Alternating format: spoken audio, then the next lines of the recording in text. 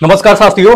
तो दोस्त आज आपके लिए लेकर के आए हैं एनटीपीसी और ग्रुप डी के लिए दोस्त ये प्रैक्टिस सेट नंबर 9। इस प्रैक्टिस सेट का दोस्त टेस्ट जो था ये पिछले दिन हुई थी, उसी का आज क्या है कि डिस्कशन कराने वाले हैं। प्लस इस टेस्ट में जितने भी लोगों ने क्या किया है कि पार्टिसिपेट किया है उन सभी का एक एक करके हम मार्क्स भी देखेंगे और देखेंगे कि किसने कितना नंबर लेकर के आया है। ठीक है। और दोस्त अगर आप लोग भी एनटीपीसी या ग्रुप डी की तैयारी करना चाह रहे हैं तो दोस्त आप चैनल को सब्सक्राइब कर सकते हैं, बेल आइकन ऑन कर लीजिएगा क्योंकि आपका डिस्कशन यहीं पे देखने के लिए मिलेगा। ठीक है। और अगर आप टेस्ट में पार्टिसिपेट करना चाहते हैं, एनटीपीसी ग्रुप डी की अगर टेस्ट देना चाहते हैं तो दोस्त आप बिल्कुल दे सकते हैं। कहां से दे सकते हैं ये टेस्ट? आपको हम क्या करते हैं कि इसमें जितने भी क्वेश्चंस दिए गए हैं उसको क्या करते हैं कि डिस्कस करा देते हैं, फिर आपको हम बता देंगे कि आप कहां से टेस्ट में पार्टिसिपेट कर सकते हैं।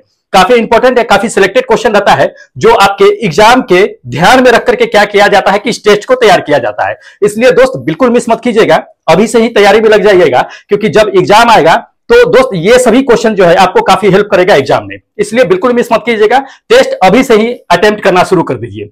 चलिए क्या करते हैं कि ज्यादा विशेष टाइम नहीं लेते हैं, अभी हम जितने भी क्वेश्चंस लेकर के आए हैं इस प्रैक्टिस सेट 9 में उसको एक एक करके डिस्कस कर लेते हैं। बने रहिएगा अंत तक के, देखिएगा। क्वेश्चन नंबर फर्स्ट दिखा देते हैं आपको, देख लीजिए। ये क्वेश्चन नंबर फर्स्ट है। क्या कहा जाता है कि मानव का कहता है कि मानव शरीर का कौन सा अंग जो है ये पीत नामक जो है तरल पदार्थ का उत्पाद करता है। मतलब मानव का कौन सा अंग जो है ये आपका जो है पीत का स्त्राव करता है, हमें यह जानना है। देखिए करेक्ट आंसर आपको बताते हैं दोस्त, ये आपका फोर्थ नंबर आंसर करेक्ट होगा।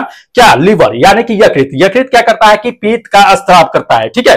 अब ये चीजें जान लीजिए कि पीत का स्त्राव करता है तो पीत आखिर स्त्राव होता है तो कहीं ना कहीं तो जाता ही होगा।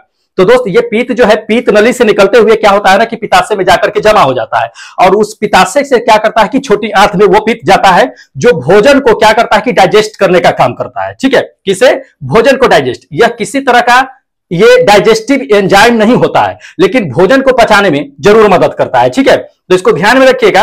और एक साधारण जो मनुष्य होती है उसके शरीर में अगर पीत की स्त्राव की बात कर लेते हैं तो एक दिन में करीब कितना पीत स्त्राव हो जाता है दोस्त? 800 से लेकर के 1000 मिलीमीटर तक के जो है ये पीत का स्त्राव होता है। ठीक है। ज्यादा नहीं होता है, एक दिन में करीब इतना ही पीत स्त्राव होता है जो यकृत से होता है। ठीक है। तो ध्यान रखिएगा, कभी कभी लोग कंफ्यूज हो जाते हैं कि पीत कहां से निकलता है, कहां जमा होता है। ठीक है। या आपका इंसुलिन के बारे में कभी कभी कंफ्यूज होता है, इंसुलिन के जगह पे ही यकृत मार देता है, जबकि इंसुलिन जो होता है वो अग्नाशय से निकलता है। इसको ध्यान में रखिएगा, इंसुलिन अग्नाशय से निकलता है न कि यकृत से निकलता है। यकृत से पीत निकलता है, इसको ध्यान में रखना है। ठीक है। चलिए नेक्स्ट क्वेश्चन आपको दिखा देते हैं टेस्ट का। यह टेस्ट का दोस्त सेकेंड नंबर क्वेश्चन है। क्या कहा गया है कि निम्नलिखित में से कौन सा यकृत का कार्य नहीं है, मतलब कि आपका लीवर जो है वो कौन सा फंक्शन नहीं करता है ये हमें जानना है। तो इन सभी को देख लीजिए, बता दीजिए कि इन चारों में से कौन जो है यकृत का फंक्शन नहीं है। ठीक है। देखिए यकृत जो है ये आपका जान लीजिए कि ये प्रजनन में काम नहीं करता है, रिप्रोडक्शन में काम नहीं करता है। ठीक है। यकृत का ये काम नहीं होता है। बाकी जो देख रहे हैं आप ये फर्स्ट नंबर में कि रक्त शर्करा का विनिमय ये काम करता है यकृत। दूसरा नंबर जो दे दिया है, ये चीजें दे दिया कि रक्त का भंडारण ये भी करता है, रक्त छानने का भी काम करता है। ये प्रजनन का काम ये आपका लीवर का नहीं होता है। ठीक है। तो इंपॉर्टेंट है, ध्यान में रखना। चलिए नेक्स्ट क्वेश्चन दिखाते हैं आपको। देख लीजिए अगला नंबर ये क्वेश्चन दे दिया है कि हृदय जो होता है वो किससे बना होता है। देखिए हमारा हार्ट जो होता है, दिल जो होता है वो 4 चेंबरों से बना होता है। 4 चेंबर कौन कौन से होते हैं? 2 निलय होते हैं, 2 अलिंद होते हैं। एक तो बाय अलिन और बाय अलिन कहते हैं उसको। दूसरी चीज ये है कि दाय निलय और जो है बाय निलय, ये 4 मिलकर के क्या करता है कि चारों चेंबर होते हैं। ये चारों चेंबर मिलकर के हार्ट का निर्माण करते हैं। ठीक है। ये चारों मिलकर हार्ट का निर्माण करते हैं। इन चारों को दोस्त जो होते हैं ये मांसपेशियों से मिलकर के बने होते हैं। ठीक है। तो हृदय के एक तरह से कह सकते हैं कि हृदय जो होता है वो मांसपेशियों से मिलकर के बना होता है। तो इसको ध्यान में रखिएगा, अगर चेंबर पूछा जाए तो चेंबर आराम से बता दीजिएगा। तो ये सेकेंड नंबर आपका आंसर क्या हुआ कि बिल्कुल करेक्ट होगा कि हमारा हार्ट जो होता है, दिल जो होता है वो 4 चेंबरों से मिलकर के बना होता है। चलिए नेक्स्ट दिखाते हैं आपको क्वेश्चन। देख लीजिए अगला नंबर ये दे दिया है कि हमारे शरीर में प्रोटीन का जो पाचन होता है वो कहां पे होता है। ठीक है। ये जानना है। प्रोटीन का डाइजेशन जो होता है वो कहां पे हमारे शरीर में होता है ये जानना है। देखिए करेक्ट आंसर बताते हैं कि प्रोटीन का डाइजेशन कहां पे होता है दोस्त? ये होता है पेट में, स्टमक में। स्टमक में क्या होता है कि प्रोटीन का पाचन होता है। इसको ध्यान में रखिएगा, प्रोटीन का पाचन वहां से शुरू हो जाता है। कभी कभी तो ये लोग जो है कंफ्यूज में मार देते हैं कि मुंह से पाचन शुरू हो जाता है। ये चीजें जान लीजिए कि मुंह से प्रोटीन का पाचन शुरू नहीं होता है, बल्कि भोजन का जो पाचन क्रिया होता है वो मुंह से शुरू होता है। ठीक है। गुर्दे तक के जाता है। लेकिन आपका प्रोटीन का पाचन की अगर बात कर लेता है तो ये चीजें ध्यान में रखेगा कि प्रोटीन का पाचन जो होता है वो पेट में होता है। कहां पे? पेट में, यानी कि छोटी आंत के पास में होता है। इसको ध्यान में रखेगा। इसको प्रोटीन को पचाने के लिए जो है कौन कौन से इसमें काम आते हैं? तो हाइड्रोक्लोरिक अम्ल और जो है ये आपका पेप्सिन जो होता है, ये दोनों काम आते हैं। तो इसको ध्यान में रखना है। ये दोनों जो है डाइजेस्टिव जो है करने में मदद करता है। चलिए नेक्स्ट आपको दिखा देते हैं क्वेश्चन। देख लीजिए, दे दिया है कि पेट में स्त्रावित होने वाले अम्ल का नाम बताना। तो पेट में हमारा कौन सा अम्ल स्त्रावित होता है जो भोजन को क्या करता है कि पचाने में मदद करता है? तो हम लोग अच्छी तरह से जानते हैं कि पेट में हमारा जो भोजन को पचाने में अम्ल काम करता है वो हाइड्रोक्लोरिक एसिड होता है। कौन होता है? Hydrochloric acid. ठीक है, अब देख लीजिए, जो हम लोग भोजन करते हैं उसी को ये पचाने में मदद करता है। ठीक है, अब थोड़ा सा ये जान लीजिए कि हाइड्रोक्लोरिक अम्ल का जो होता है वो पीएच वैल्यू कितना होता है? दोस्त पीएच वैल्यू जो होता है 1.5 से लेकर के 3.5 के बीच में ये पीएच वैल्यू होता है हाइड्रोक्लोरिक एसिड का। ठीक है, हाइड्रोक्लोरिक एसिड, अब ये चीजें जान लीजिए कि हर एक मनुष्य में एक लिमिट मात्रा में क्या होता है कि निकलता है भोजन को पचाने के लिए, अनलिमिट नहीं है। अगर मान लीजिए कि आप अगर एक दिन में 1 केजी भोजन खाते हैं तो एक दिन में 1 केजी पचाने के लिए ही आपके शरीर से हाइड्रोक्लोरिक अम्ल स्त्रावित होगा। और अगर किसी दिन मान लीजिए कि 5 केजी खा लेते हैं, 2 केजी खा लेते हैं, तो इसका यह मतलब नहीं है कि हाइड्रोक्लोरिक अम्ल जो है उसके 5 गुना या 2 गुना निकलना शुरू कर देगा। बिल्कुल नहीं, जितना निकलता है एक लिमिट मात्रा में कंटिन्यू उतना ही निकलेगा।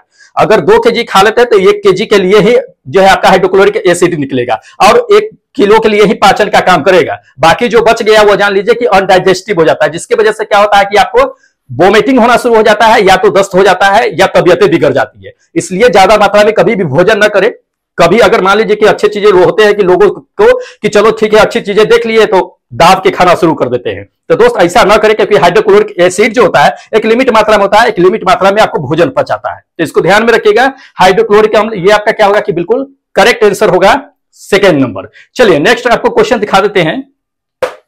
देखिएगा, अगला नंबर ये क्वेश्चन दे दिया है कि आंख और कान की नसें जो होता है वो मस्तिष्क से जुड़ी होती है, वो कौन सी जुड़ी होती है ये हमें जानना है। ठीक है, तो देखिए आंख और कान के नसें जो होती है वो मस्तिष्क से जुड़ी होती है, वो कौन सी होती है? सेरिबम। क्या? सेरिबम। ध्यान रखना है, ये सेकेंड नंबर आपका आंसर क्या होगा कि बिल्कुल करेक्ट होगा, सेरिबम ही है। आंख और कान के जो है नसें जो होती है वो उससे जुड़ी होती है। यह एक तरह का मतलब कहिए कि ये सेंसर होता है। ठीक है, जैसे कि मान लीजिए कि आंख क्या होता है कि किसी भी चीज को देख करके सेंस कर लेता है, अच्छा ये चीजें है। ठीक है, कान क्या करता है कि किसी भी वस्तु की आवाजें जो होती है वो सुन करके पता कर लेता है कि किस वस्तु की आवाजें आ रही है, किस चिड़िया की है या किस मनुष्य का है या किस जानवर का आवाज आ रहा है, ये सेंस कर लेता है। तो एक तरह का ये सेंसर ही होता है, कह सकते हैं इसे। ठीक है, चलिए नेक्स्ट आपको क्वेश्चन दिखा देते हैं।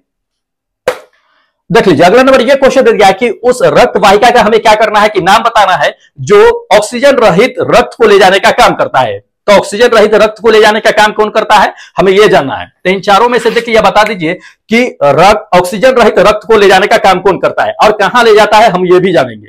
देखिए करेक्ट आंसर बताते हैं कि हार्ट से ऑक्सीजन को रक्त को ले जाने का काम कौन करता है? जो ऑक्सीजन रहित होता है वो फुसफुस धमनी होती है। कौन? फुसफुस धमनी। ये आपका क्या होगा कि सेकंड नंबर आंसर करेक्ट होगा कि फुसफुस धमनी क्या करता है कि हृदय से रक्त को ऑक्सीजन रहित जो रक्त होते हैं उसको ले जाने का काम करता है। कहां ले जाने का काम करता है? तो फेफड़े तक के ले जाने का काम करता है फुसफुस धमनी। ठीक है, इसको ध्यान में रखना है। चलिए नेक्स्ट क्वेश्चन आपको दिखा देते हैं। देख लीजिए, नेक्स्ट क्वेश्चन ये दे दिया है आपको कि उस हार्मोन का नाम बताना है जो मानव शरीर में क्या करता है कि रक्तचाप को कंट्रोल करता है। मान लीजिए कि आपको बीपी बढ़ गया या बीपी क्या होता है कि घट गया, तो उसको कंट्रोल करने का काम कौन सा करता है, हमें ये चीजें जानना है। ठीक है, क्योंकि ये चीजें ये क्वेश्चन जो है पूछे जाते हैं। देखिए आपके शरीर में ब्लड प्रेशर को कंट्रोल करने का काम कौन करता है? दोस्त बैसोप्रीन। कौन करता है? बैसोप्रीन। ध्यान रखना है, ये फोर्थ नंबर आपका आंसर करेक्ट होगा कि बैसोप्रीन जो होता है हमारे शरीर में वो ब्लड प्रेशर को कंट्रोल करने का काम करता है। जो ब्लड प्रेशर हाई हो जाए या ब्लड प्रेशर लो हो जाए वो दोनों को कंट्रोल करने का काम करता है। मान लीजिए कि अगर आपको ब्लड प्रेशर लो हो गया या हाई हो गया, अगर आप डॉक्टर के पास जाते हैं तो डॉक्टर आपको दवा में सजेस्ट करता है बैसोप्रीन का। ध्यान रखिएगा, या दवा जो देगा उस पर ध्यान से पढ़िएगा, उस पर क्या होता है कि बैसोप्रीन लिखा होता है। तो ये इंपॉर्टेंट है। ये आपका क्या होगा कि ये फोर्थ नंबर आंसर बिल्कुल करेक्ट होगा। बैसोप्रीन ही क्या करता है कि ब्लड प्रेशर को कंट्रोल करने का काम करता है।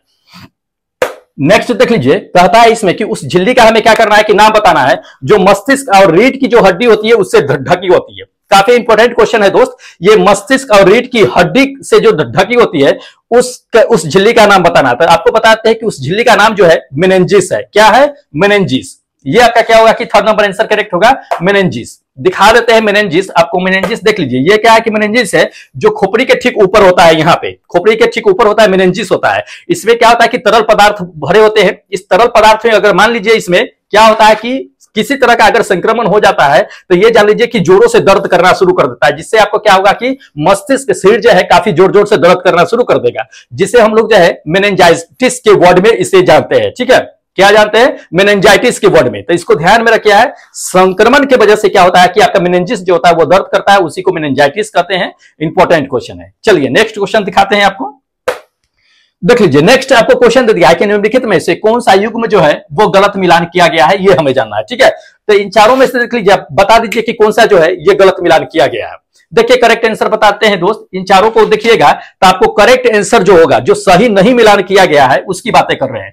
ये थर्ड नंबर फैराडे, फैराडे जो है गैसों के प्रसार से दे दिया है, जो गैसों के प्रसार से ये बिल्कुल मैच नहीं करता है। फैराडे साहब ने क्या किया था कि इलेक्ट्रोलाइट का जो है से संबंधित जो है उन्होंने क्या किया था कि स्टडी किया था। ठीक है, इलेक्ट्रोलाइट से विद्युत अपघटन कर सकते हैं या विद्युत चुंबकत्व से रिलेटेड जो है उन्होंने क्या किया था कि अध्ययन किया था, उसमें उनका योगदान था। ठीक है, न कि गैसों के प्रसार में था। तो इसको ध्यान में रखना है, सही मिलान करने के लिए भी क्वेश्चन आएगा आपको, तो आराम से टिक मार सकते हैं। चलिए नेक्स्ट क्वेश्चन दिखा देते हैं।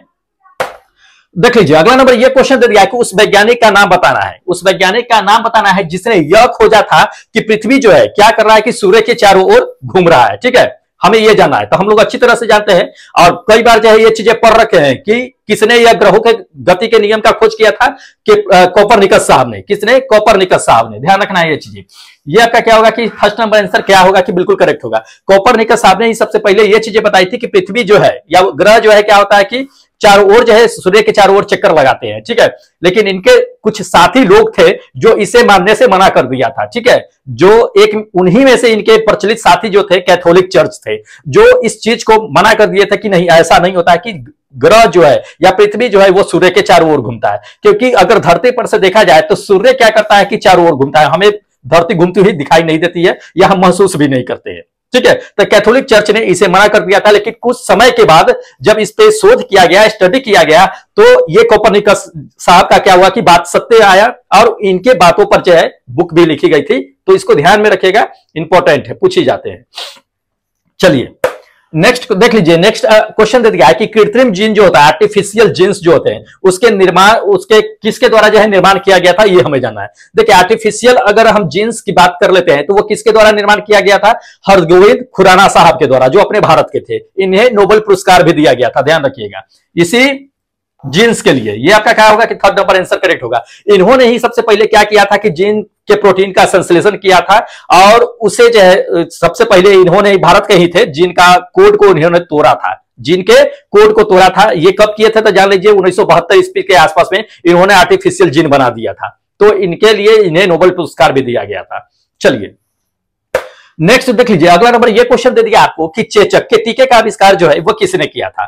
हम लोग अच्छी तरह से जानते हैं कि चेचक के टीके का आविष्कार, देखिए दो तरह से क्वेश्चन पूछे जाते हैं। एक तो क्वेश्चन आपको ये दे देगा कि टीकाकरण का आविष्कार किसने किया था, एक टीके का आविष्कार किया किसने किया था। टीका अलग होता है, टीकाकरण अलग होता है, इसको ध्यान में रखिएगा। ठीक है, मान लीजिए कि कोई आदमी है अगर जो है बच्चे को जन्म देता है और उसका नामकरण कोई और आके करता है, तो जो नामकरण किया जरूरी नहीं है कि उसने ही बच्चे को जन्म दिया है।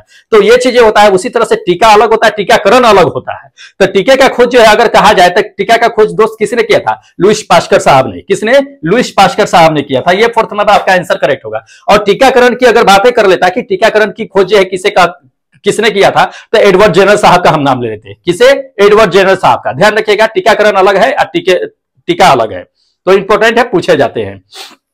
चलिए नेक्स्ट देख लीजिए, अगला नंबर ये क्वेश्चन दे दिया है कि जीव का रासायनिक विकास किसके द्वारा जो है प्रस्तावित किया गया था, ये हमें जाना है। मतलब जीवों का रासायनिक विकास, ये कहने का मतलब क्या है कि किसी भी जीव का अगर विकास हुआ है तो वो रासायनिक विकास के द्वारा ही जीवों का विकास हुआ है। ये सबसे पहले किसका मानना था? देखिए करेक्ट आंसर बताते हैं, ओपेरियन साहब का। किसका है? ओपेरियन साहब का। ये आपका थर्ड नंबर आंसर बिल्कुल करेक्ट होगा कि ओपेरियन साहब का ये चीजें मानना था कि जितने भी जीवों का विकास हुआ है वो रासायनिक प्रोसेस के थ्रू हुआ है, वो कार्बनिक और अकार्बनिक के द्वारा ही हुआ है। चाहे कोई भी जीव हो, जैसे कि शुरुआती में हुआ था, जितने भी सबसे पहले जो जीवों का निर्माण हुआ था तो उस समय कुछ नहीं था। उस समय धरती पर क्या था कि कार्बनिक और अकार्बनिक पदार्थ था। उसी से धीरे धीरे क्या हुआ था कि जीवों का विकास होना शुरू हो गया था। ये ओपेरियन साहब का मानना है, तो इसको ध्यान में रखिएगा, पूछे जा सकते हैं। एक तो जैव शक्ति का सिद्धांत पूछ देता है, तो वो बर्जलियस साहब ने किया था, इसको ध्यान रखना है। चलिए, यूरिया का जो उन्होंने क्या किया था कि लैब में निर्माण कर दिया था। चलिए नेक्स्ट देख लीजिएगा, अगला नंबर ये क्वेश्चन दे दिया कि रक्त परिसंचरण यानी कि ब्लड सर्कुलेशन जो होता है अपने शरीर में, पूरे शरीर में क्या होता है कि ब्लड सर्कुलेशन जो होता है वह क्या होता है कि दौड़ते रहता है। तो इसका सबसे पहले घटना जो है किसने दी थी, इस घटना की खोज किसने की थी कि हमारे शरीर में ब्लड सर्कुलेशन दौड़ते रहता है, ये सबसे पहले किसने दे दी थी? देखिए ये जो दिए थे ये विलियम हार्वे साहब ने दिया था। किसने? विलियम हार्वे साहब ने। ये फर्स्ट नंबर आपका आंसर क्या होगा? बिल्कुल करेक्ट होगा कि विलियम हार्वे साहब ने ही क्या किया था कि अपने शरीर में ब्लड सर्कुलेशन के परिघटना का प्रस्ताव दिया था। ठीक है, तो इंपॉर्टेंट है, ध्यान में रखना है, उन्हीं को यह श्रेय दिया जाता है। चलिए नेक्स्ट देख लीजिए, अगला नंबर ये क्वेश्चन दे दिया कि निम्नलिखित में से कौन सा युग्म जो है ये गलत है। तो इसमें से देख लीजिए, आप गलत पहचानना है कि कौन सा युग्म जो है गलत है। 4 ऑप्शन दे दिए, इसमें से 3 सही है, चौथा कौन सा गलत है ये आपको बताते हैं। देखिए ये फोर्थ नंबर आपका आंसर बिल्कुल करेक्ट होगा अकॉर्डिंग टू क्वेश्चन कि प्रेशर कुकर जो है ये अलेक्जेंडर जो है ट्यूनिंग दे दिया है, उन्होंने खोज किया था, ये गलत है। ठीक है, तो ये सही मिलान नहीं किया गया है, बाकी जो देख रहे हैं ये सब सही है। चलिए नेक्स्ट देख लीजिए, अगला नंबर ये क्वेश्चन देती है कि फोटोवोल्टेइक इफेक्ट जो होता है वो अवधारणा किसने दी थी? फोटोवोल्टेइक इफेक्ट की अवधारणा किसने दी थी, उसकी कॉन्सेप्ट किसने दी थी, ये हमें जानना है। देखिए आपको बताते हैं कि एडमंड बेकवेल थे। एडमंड बेकवेल ने ही क्या किया था कि सबसे पहले फोटोवोल्टेइक इफेक्ट का अवधारणा दिया था। उनका यह चीजें मानना था कि प्रकाश ऊर्जा जो है उसको विद्युत ऊर्जा में बदला जा सकता है या विद्युत ऊर्जा में बदलती है। ठीक है, ये सबसे पहले ये एडमंड बेकवेल साहब ने ही दिया था। तो ध्यान रखना है, ये सेकेंड नंबर आपका आंसर क्या होगा? बिल्कुल करेक्ट होगा। चलिए नेक्स्ट क्वेश्चन आपको दिखा देते हैं, देख लीजिए। अगला नंबर ये दिया है कि प्लेट टेक्टोनिक्स जो होता है का सिद्धांत जो है किसने दिया था? प्लेट टेक्टोनिक्स का सिद्धांत किसने दिया था ये हमें जाना है। तो आपको करेक्ट बता देते हैं दोस्त, अल्फ्रेड साहब ने। ये आपका क्या है कि फोर्थ नंबर आंसर करेक्ट होगा। अल्फ्रेड वेगनेटर साहब ने क्या किया था कि सबसे वेगनर है ना, वेगनेर साहब ने क्या किया था कि प्लेट टेक्टोनिक्स का सिद्धांत दिया था। प्लेट टेक्टोनिक्स के सिद्धांत में उन्होंने क्या कहा था ये थोड़ा सा समझ लीजिए। इन्होंने क्या किया था, अल्फ्रेड साहब ने ये चीजें कहा था कि पृथ्वी का सबसे ऊपरी परत जो होता है जिसको हम लोग स्थल मंडल के नाम से जानते हैं, क्या जानते हैं? स्थल मंडल के नाम से, जो बड़ी मात्रा में पूरे पृथ्वी पर फैली हुई है, वो स्थल मंडल जो है क्या है कि प्लेटों में टूटा हुआ है। प्लेटों में टूट करके ही, प्रत्येक प्लेट जुड़ करके ही क्या है कि पृथ्वी का स्थल मंडल बना हुआ है। ठीक है, जो आप जानते हैं कि 7 प्रकार के प्लेट में टूटा हुआ, 7 प्लेट जो है मिलकर के बना हुआ है, ये अपना अल्फ्रेड साहब का कहना था। लेकिन इनके बहुत सारे ऐसे वैज्ञानिक थे, सहयोगी वैज्ञानिक या बहुत सारे वैज्ञानिक उस समय थे जो ये चीजें मानने से मना कर दिया था कि नहीं, ऐसा नहीं है कि पृथ्वी का जो है स्थल मंडल जो है बहुत सारे प्लेटों में टूटा हुआ है, ऐसा बिल्कुल नहीं है। लेकिन जान लीजिए ये चीजें कि 50 साल के बाद पुनः उन पर जो है स्टडी किया गया, फिर उस बात को जो है सत्य साबित किया गया, और फिर उनके जो है कहे हुए बातों को जो है सही माना गया कि नहीं, उन्होंने सही कहा था। अल्फ्रेड साहब ने सही कहा था कि हमारा धरती का प्लेट जो है वो जो है बहुत सारे प्लेटों में टूटा हुआ है और उसी प्लेट को जोड़ करके जो है पृथ्वी ये बना हुआ है। ठीक है, तो सोचिए एक चीज को शोध कर दिया उसी समय, अब उसके बाद जो है उस चीज को 50 साल के बाद पुनः जो है उस पर स्टडी किया गया, फिर उस बात को जो है प्रूफ किया गया कि नहीं ये सही है। लेकिन उस समय उस आदमी को गलत घोषित कर दिया गया और कहा गया कि नहीं ये इन्होंने गलत बताया। चलिए नेक्स्ट दिखाते हैं क्वेश्चन। नेक्स्ट क्वेश्चन ये दे दिया है कि मीट्रिक प्रणाली किसने शुरू की थी? देखिए मीट्रिक प्रणाली जो हुआ था ये फ्रांस ने शुरू किया था। किसने? फ्रांस ने। कब शुरू किया था? जब उसका फ्रांस की क्रांति हो रही थी, तो फ्रांस की क्रांति के बाद जो है उन्होंने क्या किया था कि दशमलव प्रणाली, जो मीट्रिक प्रणाली जिसे कहते हैं, उसकी शुरुआत किए थे। ठीक है, किसने? फ्रांस ने। इसको ध्यान में रखिएगा, इंपॉर्टेंट क्वेश्चन है, पूछे जाते हैं। फ्रांस सरकार ने किया था। चलिए नेक्स्ट क्वेश्चन दिखाते हैं। हाँ, ये नेक्स्ट देख लीजिए, कह दिया कि इंसुलिन की खोज किसने की थी? देखिए इंसुलिन की खोज किसने किया था? विलियम बेंटिंक साहब ने किया था। किसने? विलियम बेंटिक साहब ने। ये आपका क्या होगा कि फर्स्ट नंबर आंसर करेक्ट होगा। इंसुलिन की खोज विलियम बेंटिक साहब ने किया था। आपको हम पहले ही बता दिए थे कि इंसुलिन कभी कभी पूछे देता है कि इंसुलिन का स्त्राव कहां से होता है। तो इंसुलिन का स्त्राव जो होता है आपको बता ही दिए कि अग्नाशय से होता है। हाँ, अग्नाशय से होता है। ठीक है, विलियम बेंटिक साहब ने इसकी खोज किया था। सबसे पहले इसका प्रयोग किस पे किया गया था? तो कुत्ते पे ही इसका सबसे पहले प्रयोग किया गया था, बेंटिक साहब ने किया था। तो इसको ध्यान में रखना है, पूछे जाते हैं, इंपॉर्टेंट है। चलिए, वैसे अग्नाशय को लैंगरहैंस द्वीप के नाम से भी जानते हैं। ठीक है, पूछा जाता है ये। चलिए नेक्स्ट क्वेश्चन देख लीजिए। अगला नंबर ये दे दिया कि भारत की क्या करना है कि पहली जो है आयरन स्टील कंपनी कहां स्थित है? तो भारत की सबसे पहली आयरन स्टील कंपनी जो है वो जमशेदपुर में है, जो टाटा साहब का है। ठीक है, कहां? जमशेदपुर में, जो झारखंड में स्थित है। ये आपका क्या होगा कि फर्स्ट नंबर आंसर बिल्कुल करेक्ट होगा, जमशेदपुर। जमशेदपुर में टाटा साहब का पहला आयरन स्टील कंपनी स्थित हुआ था। चलिए अगला नंबर देख लीजिए, अगला नंबर यह दे दिया है कि चंद्रमा पर उतरने वाले प्रथम व्यक्ति कौन थे, ये हमें जानना है। देखिए चंद्रमा पर प्रथम व्यक्ति कौन उतरे थे ये जानना है। सब लोग अच्छी तरह से जानते हैं, कभी कभी दूसरे व्यक्ति का भी नाम पूछ देता है कि दूसरा व्यक्ति कौन था जो चंद्रमा पर उतरा था।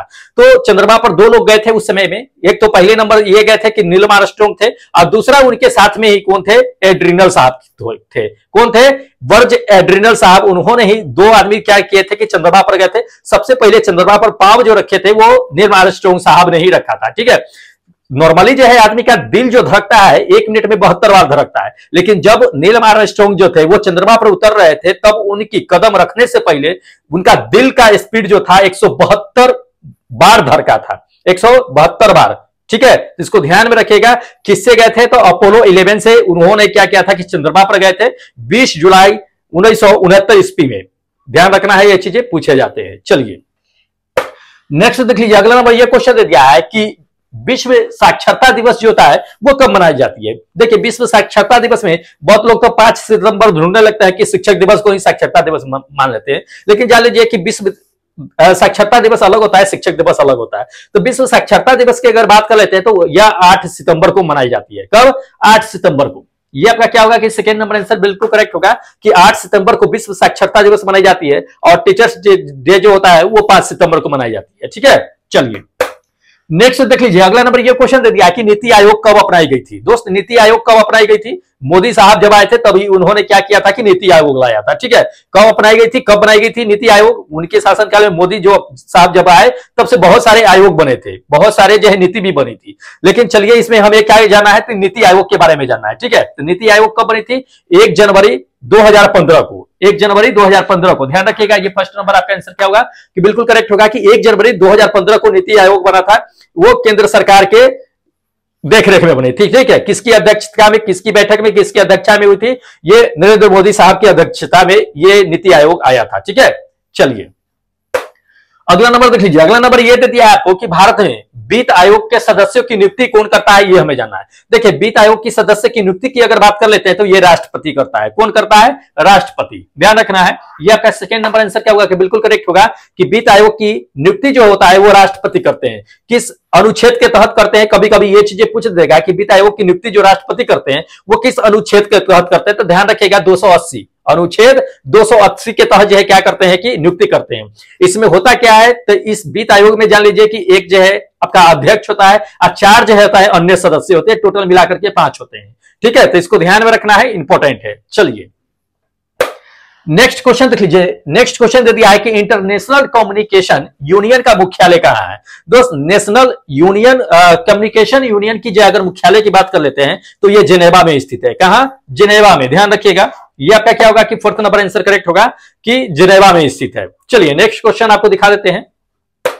संविधान के 6ठी कतार अनुसूची जो होता है वो किस राज्य में लागू नहीं है, ये जो हमें जानना है।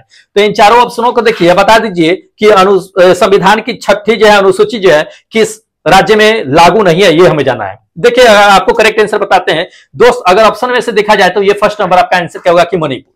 मणिपुर में जान लीजिए ये चीजें कि 6ठी जो है अनुसूची, संविधान की जो है 6ठी अनुसूची जो है ये मणिपुर में लागू नहीं है। मणिपुर के साथ साथ आप जान लीजिए कि नागालैंड भी है, तो नागालैंड और मणिपुर ये दोनों जगह क्या है कि संविधान की 6ठी सूची जो है ये लागू नहीं है। ठीक है, आखिर लागू कहां कहां पे है जान लीजिए, तो पूर्वोत्तर में जितने भी राज्य हैं उसमें से आपको बताते हैं कि असम में, मेघालय में, त्रिपुरा में और मिजोरम में, ये यहां पे क्या है कि आपका संविधान का 6ठी सूची जो है लागू है। आखिर संविधान का 6ठी सूची जो होता है वो क्या है, ये थोड़ा सा जान लीजिए। देखिए वहां पे क्या होता है कि पठारी इलाका है, वहां पे आदिवासी ज्यादा निवास करते हैं। ठीक है, तो आदिवासी से क्या होते हैं कि वहां के जो प्रशासन जुड़े होते हैं, प्रशासन कार्य जो जुड़े होते हैं वो उसमें क्या है कि उल्लेख किया गया है। वो किस अनुच्छेद के तहत उल्लेख किया गया है, तो ये भी जान लीजिए 244 और 275 में ये चीजें शामिल है। ठीक है, तो इसको पूछे जाते हैं, ध्यान में रखना है।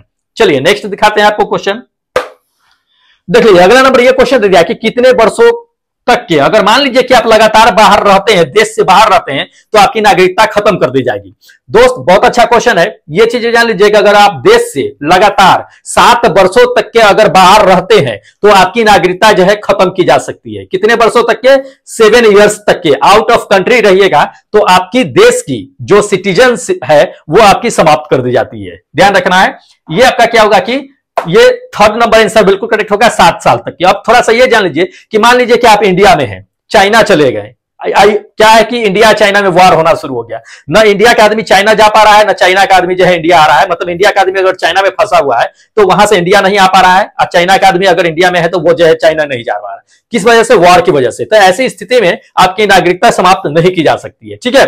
नागरिकता समाप्त होने के जो है 3 कंडीशन होते हैं, 3 तरीके से जो है नागरिकता आपका खत्म हो जाता है। एक तो पहले ये जान लीजिए कि कौन कौन सा तरीका होता है। तो एक तो पहला ये तरीका होता है कि मान लीजिए कि आप जो है इंडिया में रह रहे हैं, किसी वजह से आप मान लीजिए चाइना चले गए या जो ब्रिटेन चले गए या अमेरिका चले गए, वहीं पे सेटल हो गए। आप जो है यहाँ पे रिक्वेस्ट करते हैं कि मेरी जितनी जल्दी 7 साल से कम में ही मेरी नागरिकता खत्म कर दीजिए, हम यहाँ पे नहीं रहना चाहते हैं, हम जाकर के वहां सेटल हो गए। तो आपकी रिक्वेस्ट पे क्या होगी कि आपकी इंडिया की सिटीजन जो है समाप्त कर दी जाती है, ठीक है। दूसरी ये चीजें जान लीजिए कि कैसे होती है। तो जब नागरिकता जो होती है, मान लीजिए कि वंचित हो जाते हैं नागरिकता लेने से, इंडिया में भी है फिर भी आप जो है नागरिकता नहीं ले पा रहे हैं, तो उस चीज से आप वंचित हो जाते हैं, तो आपकी नागरिकता क्या होती है कि धीरे धीरे खत्म हो जाती है। तीसरी ये चीज है कि आप रिक्वेस्ट दे करके जो है ये तो खत्म कर ही सकते हैं, तो एक त्याग भी जाता है कि चलो ठीक है हम जो है नागरिकता अपना नहीं लेंगे, हम त्याग रहे हैं ये चीजें। तो इसको ध्यान में रखिएगा, ये सब चीजों से क्या होता है कि नागरिकता खत्म की जा सकती है। चलिए अगला नंबर देख लीजिएगा, ट्रिपल पी। ट्रिपल पी के बारे में आपको बताना है कि आधार पे जो है भारत का स्थान कौन सा है। ट्रिपल पी कहने का क्या मतलब होता है दोस्त? परचेजिंग पावर जो है पैरिटी, ये चीजें होता है, परचेज पावर पैरिटी। ये इसके अगर अनुसार देखा जाए तो भारत का कैमा स्थान रखता है, ये हमें जानना है, ठीक है। देखिए ये ट्रिपल पी के आधार पर जो है भारत का जो है वो तीसरा स्थान है। कौन सा? तीसरा स्थान है। ये फोर्थ नंबर आपका आंसर क्या होगा कि बिल्कुल करेक्ट होगा। ट्रिपल पी के आधार पर भारत का तीसरा स्थान आता है। तो पहला स्थान आता है किसका है, दूसरा स्थान आता है किसका है? देखिए पहला स्थान जो आता है ट्रिपल पी के तहत पे वो चाइना का आता है। किसका? चाइना का आता है। दूसरा किसका आता है? तो दूसरा जो होता है वो अमेरिका का आता है। तीसरे नंबर पे भारत आता है ट्रिपल पी के तहत। तो इसको ध्यान में रखिएगा, हो सकता है कि पहले पूछ देगा या दूसरा भी पूछ सकता है, तीसरा भी पूछ सकता है। चलिए अगला नंबर देख लीजिए। अगला नंबर यह दे दिया कि लगातार मान लीजिए कि कीमत की बढ़ोतरी हो रही है, तो उस प्रक्रिया में क्या होती है, हमें यह जानना है इन चारों में से। देखिए लगातार अगर मान लीजिए कि कीमतों में अगर बढ़ोतरी हो रही है तो उसको क्या कहते हैं? मुद्रास्फीति कहते हैं। क्या कहते हैं? मुद्रास्फीति। ये फर्स्ट नंबर आपका आंसर क्या होगा कि बिल्कुल करेक्ट होगा। अब मुद्रास्फीति के दर में क्या होता है? मान लीजिए कि किसी वस्तु की अगर कीमत लगातार बढ़ रही है तो क्या आप जाकर के उसे खरीदिएगा? नहीं खरीदिएगा। तब क्या होता है कि उस समय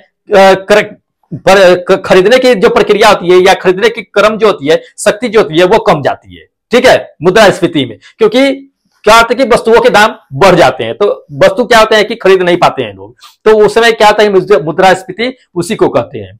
चलिए नेक्स्ट देख लीजिए। अगला नंबर ये क्वेश्चन दे दिया कि भारत का सबसे बड़ा जो है म्यूचुअल फंड कौन सा है, ये हमें जानना है। तो इन चारों में से देख लीजिए और सबसे बड़ा म्यूचुअल फंड बताना है कि इस समय भारत में कौन सा है। देखिए करेक्ट आंसर बताते हैं यूटीआई। यूटीआई क्या है कि भारत का सबसे बड़ा म्यूचुअल फंड है इस समय, ठीक है।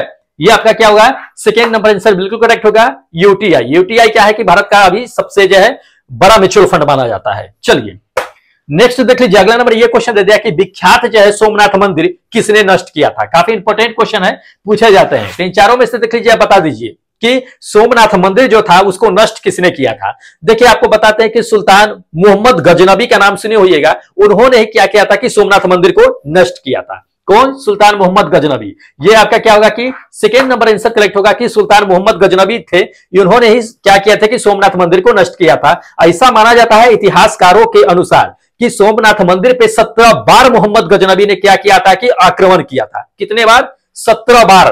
और उसमें जितने भी सोना चांदी जेवरात थे उसको लूट करके ले गए थे और पूरी तरह से उसको ध्वस्त कर दिया गया था सोमनाथ मंदिर को। लेकिन क्या है कि उसको जो है पुनः निर्माण भी कराया गया बाद में, तो इसको ध्यान में रखना है, इंपॉर्टेंट है, पूछे जाते हैं। चलिए नेक्स्ट क्वेश्चन आपको दिखा देते हैं। देखिए इसमें जो है आपको दे दिया 4 गो वेद दे दिया है। चारों वेद में से आपको जानना है इसमें कि सबसे प्राचीन यानी सबसे पुराना वेद कौन सा है, ठीक है। देखिए आपको सबसे पुराना वेद की अगर बात कर लेते हैं दोस्त, ये सेकेंड नंबर आपका आंसर करेक्ट होगा। क्या?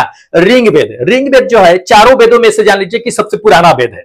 कौन? सबसे पुराना वेद है चारों वेद में से ऋग वेद जो होता है सो। और सबसे छोटा अगर वेद की बात कर लेते हैं तो ये आपका फर्स्ट नंबर सामवेद। सामवेद क्या है कि सबसे छोटा वेद माना जाता है। अथर्ववेद तो जानते हो ये है कि इसमें जादू टोना का जो है ज्यादातर जो है जिक्र किया गया है। तो ये 3 चीजें जो है ज्यादातर आपके क्वेश्चन जो है आते रहते हैं एग्जाम में। चलिए नेक्स्ट देख लीजिएगा। अगला नंबर ये दे दिया कि सिंधु सभ्यता का कौन सा भाग जो है ये भारत में स्थित है, ठीक है। तो इन चारों में से देख लिया जाए तो इसमें से चारों में से आपको बताना है कि कौन सा भाग है सिंधु सभ्यता के मतलब कि सभ्यता का जो भारत का हिस्सा है, ये हमें जानना है। देखिए सिंधु सभ्यता की अगर बात कर लेते हैं तो इसमें से देखना है कौन सा भाग जो है भारत में स्थित है। दोस्त ये लोथल, लोथल क्या है कि अपने भारत में स्थित है। और कहां पे स्थित है थोड़ा सा ये जान लीजिए। इसकी खोज जो है 1954 की ईस्वी के आसपास में इसकी लोथल की खोज की गई थी। ठीक है, कितने 1954 ईस्वी के आसपास में। ये जो है अपना गुजरात में स्थित है। गुजरात में कहां पे है तो साबर नदी का नाम सुने होइएगा। साबर नदी अब भोगवा जो है नदी होता है, नदी है, भोगवा है नदी, उसी के बीच में क्या है कि ये लोथल स्थित है, जो 1954 में इसकी खोज की गई थी। तो इंपॉर्टेंट है, पूछे जाते हैं बहुत सारे जो है दोस्त। इसमें जो है आपको पीडीएफ देखने के लिए मिलेगा, पूरा डिस्क्रिप्शन में मिलेगा पीडीएफ। तो पीडीएफ आप क्या कीजिएगा ना कि जाकर के टेलीग्राम से ले लीजिएगा, टेलीग्राम पे ये पीडीएफ सेंड कर देंगे। लिंक टेलीग्राम का डिस्क्रिप्शन बॉक्स में दिया हुआ है, जाकर के ज्वाइन हो जाएगा, वहीं पे ये आपको पीडीएफ मिल जाएगा सारा चीज का। ठीक है, चलिए अगला क्वेश्चन दिखा देते हैं। देख लीजिए अगला नंबर दे दिया है क्वेश्चन कि इसमें दे दिया है कि भगवान महावीर का प्रथम शिष्य कौन थे। देखिए भगवान महावीर जो थे उनका प्रथम शिष्य कौन थे, उन्हीं के अपना दामाद थे। कौन थे, उन्हीं के दामाद थे जो प्रथम शिष्य बने थे। उनका नाम जामिली था। क्या, जामिली। ये महावीर साहब का जो है ये दामाद थे। ठीक है, जामिली ही ने क्या किए थे कि प्रथम शिष्य बने थे महावीर का। चलिए अगला नंबर देख लीजिए। अगला नंबर ये क्वेश्चन दे दिया है कि मौर्य साम्राज्य में प्रचलित जो मुद्रा था उसका नाम क्या था। दो तरह से क्वेश्चन पूछे जाते हैं, आपको बता देते हैं। सबसे पहले आंसर जान लीजिए कि मौर्य साम्राज्य में प्रचलित मुद्रा का नाम क्या था। प्रचलित मुद्रा अगर देखा जाए तो उसमें पन था। क्या था, पन। ये आपका थर्ड नंबर आंसर करेक्ट होगा कि मौर्य साम्राज्य के समय में जो मुद्रा प्रचलित था उसका नाम था पन। पन किस तरह की मुद्रा थी तो उसमें चांदी के मुद्राएं चलती थी, चांदी के सिक्के चलते थे, उसी को पन कहा जाता था। ठीक है, चांदी के मुद्राएं को। अब किस तरह से क्वेश्चन पूछते हैं तो क्वेश्चन ये पूछा जाता है कि मौर्य साम्राज्य के समय में चांदी के जो सिक्के चला करते थे उसका क्या नाम था या किस नाम से जानते थे, तो उसको पन नाम से जानते थे। और सोने के सिक्के जो होते थे वो निष्क कहलाता था। क्या कहलाता था, निष्क। लेकिन सोने के सिक्के जो थे वो कम प्रचलित थे। ज्यादा प्रचलित जो है आपका चांदी का सिक्का था जो पन के नाम से जाना जाता था। तो इंपॉर्टेंट है, पूछे जाते हैं। चलिए नेक्स्ट दिखाते हैं आपको।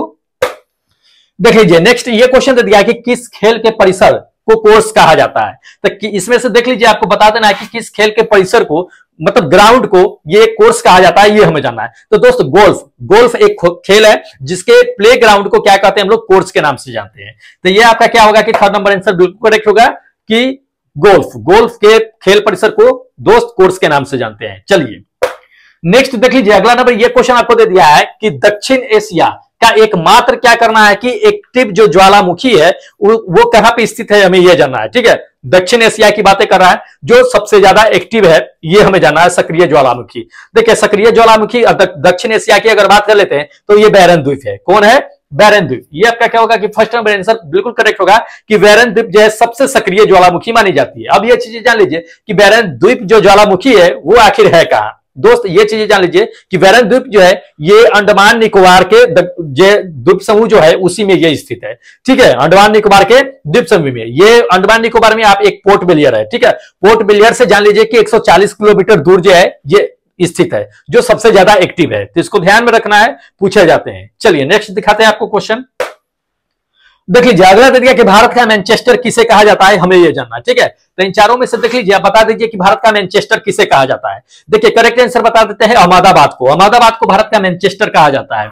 ये आपका क्या होगा कि सेकंड नंबर आंसर बिल्कुल करेक्ट होगा कि अहमदाबाद को भारत का मैनचेस्टर कहा जाता है। क्यों कहा जाता है, क्योंकि कपड़ों का उद्योग जो है वहां पे सबसे ज्यादा जो है विकसित हुआ था। ठीक है, तो इसको ध्यान में रखना है, इंपॉर्टेंट है। तो दोस्त इतने क्वेश्चन थे आपके टेस्ट में दिए गए थे, जिसका हमने आपको बता दिया है, डिस्कस करा दिया है। तो जो आंसर थे आपने देख लिया है। दोस्त अपना टेस्ट पेपर क्या कीजिएगा कि डाउनलोड कर लीजिएगा। ठीक है, और उसमें अपना क्या कीजिएगा कि क्वेश्चन मतलब कि चेक कर लीजिएगा कि कौन सही है कौन गलत है। चलिए अब जो लोग जो है नए हैं और जो लोग जो है तैयारी करना चाहते हैं, तो दोस्त आपको हम बताते हैं कि जो लोग एनटीपीसी या ग्रुप डी की तैयारी करना चाहते हैं तो दोस्त आप चैनल को सब्सक्राइब कर लीजिएगा। और टेस्ट कहां से लगाना है ये आपको बताते हैं। देखिए टेस्ट जो लगाना है दोस्त, इस एप्लीकेशन को डाउनलोड कर लीजिएगा प्ले स्टोर से।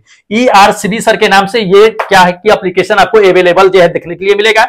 इसी एप्लीकेशन पे क्या होता है कि टेस्ट होता है, जिसका हमने आपके टेस्ट पेपर का क्या किया है कि डिस्कशन कराया है। ठीक है, इसके बाद आपको क्या करेंगे कि जो लोग टेस्ट दिए हैं उस सबका नाम बता देते हैं कि किस किसने टेस्ट दिया है और कितना नंबर लेकर के आए हैं। ठीक है, तो बने रहिएगा अंत तक के। तब तक जो लोग नए हैं दोस्त जाकर के एप्लीकेशन को क्या कीजिएगा कि डाउनलोड करके यहां से टेस्ट लगाना शुरू कर दीजिए। अभी से ही क्या कीजिए कि तैयारी कीजिए, एग्जाम तक के जो है आपका क्या होगा कि बिल्कुल पूरा कंप्लीट हो जाएगा 40 नंबर, क्योंकि 40 नंबर जीके जीएस है, पूरी तरह से कंप्लीट करा देंगे। जैसे कि बहुत लोग जो है टेक्नीशियन का भी जो है किए थे यहाँ पे साइंस की तैयारी, तो उन लोगों को अच्छी तरह से तैयारी करा दिए थे। ठीक है, उसी तरह से दोस्त आप लोगों को भी तैयारी कर देंगे। तो जाकर के क्या कीजिए कि जाकर के एप्लीकेशन को डाउनलोड कीजिए, जाकर के टेस्ट लगाइए। अब चलिए, जो लोग टेस्ट दिए हैं दोस्त, आप जो है वेट करेंगे, क्योंकि आपका जो है क्या करते हैं कि रैंक दिखा देते हैं, आपका नंबर दिखा देते हैं कि दोस्त आपने एग्जाम में कितना नंबर लेकर के आया है, कितना नहीं लेकर के आया, मतलब टेस्ट में कितना नंबर लेकर के आया है, नहीं लेकर के आया है। ठीक है, तो बने रहिएगा अंत तक के, दिखाते हैं आप लोगों का स्कोर कार्ड। देख लीजिए, ये आज का स्कोर कार्ड है, जो ये प्रैक्टिस सेट 9 का स्कोर कार्ड है। जितने लोगों ने क्या किया है कि टेस्ट दिया है उसका दिखा देते हैं। ठीक है, बहुतों कम लोगों ने क्या करते हैं कि टेस्ट में पार्टिसिपेट करते हैं, उनको लगता है कि एग्जाम जब आएगा तब हम टेस्ट लगा लेंगे, लेकिन ध्यान रखिएगा ये काफी नहीं है। बहुत सारे फॉर्म जो है अप्लाई हो रखे हैं, अब पोस्ट जो है बहुत कम है, इसलिए कंपटीशन ज्यादा टफ है। जितना हो सके दोस्त दिन मतलब मन लगा के पढ़ा कीजिए, नहीं तो फिर जो है पछताते रह जाइएगा, पढ़ नहीं पाइएगा तो एग्जाम के समय कुछ नहीं होने वाला है।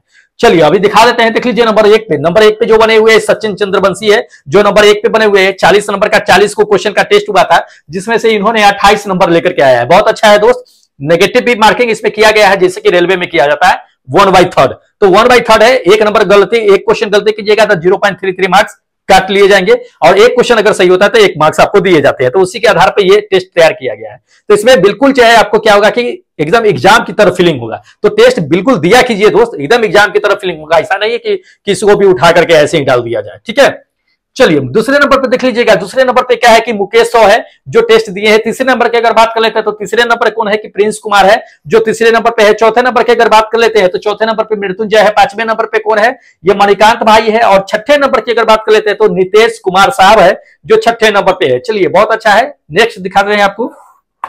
7वें नंबर पे जो आज बने हुए ये क्या है कि नीलेश यादव करके हैं। उसके बाद 8वें नंबर की अगर बात कर लेते हैं तो ये चंदन कुमार है। 9वें नंबर की अगर बात कर लेते हैं तो मिथिलेश कुमार है। उसके बाद 10वें नंबर की अगर बात कर लेते हैं दोस्त, टेस्ट में आज जो बने हुए हैं ये मंटू शर्मा है। 11वें नंबर पे देख लीजिएगा कि सुमित भाई है। 12वें नंबर की अगर बात कर लेते हैं तो ये भगवान कुमार भगवान है, जो 12वें नंबर पे बने हुए हैं। चलिए टेस्ट के 13वें नंबर की अगर बात कर लेते हैं तो टेस्ट में 13वें नंबर पे जो आज बने हुए हैं ये मोहन कुमार है। 14वें नंबर की अगर बात कर लेते हैं तो अजय कुमार है। 15वें नंबर पे देख लेते हैं तो ये पंकज विश्वकर्मा साहब है, जो 15वें नंबर पे बने हुए हैं। उसके बाद आपको दिखा देते हैं कि 16वें नंबर पे ये रत्नाकर भाई है। उसके बाद 17वें नंबर पे जो बने हुए हैं ये सुजीत भाई है। 18वें नंबर पे ये लक्ष्मण कुमार कानवेर है, जो 18वें नंबर पे है। चलिए बहुत अच्छा है दोस्त, ऐसी टेस्ट देते रहिए।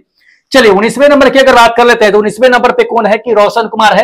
20वें नंबर की अगर बात कर लेते हैं तो सुभेद्रा है। 21वें नंबर की अगर बात कर लेते हैं तो ये विपुल कुमार है, जो 21वें नंबर पे बने हुए हैं। बहुत अच्छा है दोस्त। 22वें नंबर की अगर बात कर लेते हैं तो 22वें नंबर पे क्या है कि राहुल मुंजे है। उसके बाद जो है 23वें नंबर की अगर बात कर लेते हैं तो 23वें नंबर पे ये बम्बम भाई है। 24वें नंबर पे कौन है कि कमलेश कुमार भाई है, जो 24वें नंबर पे है। चलिए बहुत अच्छा है। चलिए 25वें नंबर पे देख लीजिएगा। 25वें नंबर पे ये है प्रिया। प्रिया क्या है कि 25वें नंबर पे है।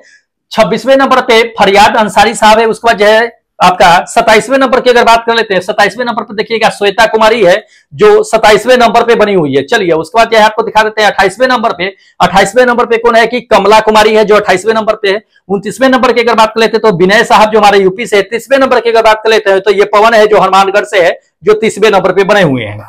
चलिए 31वें नंबर की अगर बात कर लेते हैं तो 31वें पे क्या है कि सुशील पाल है।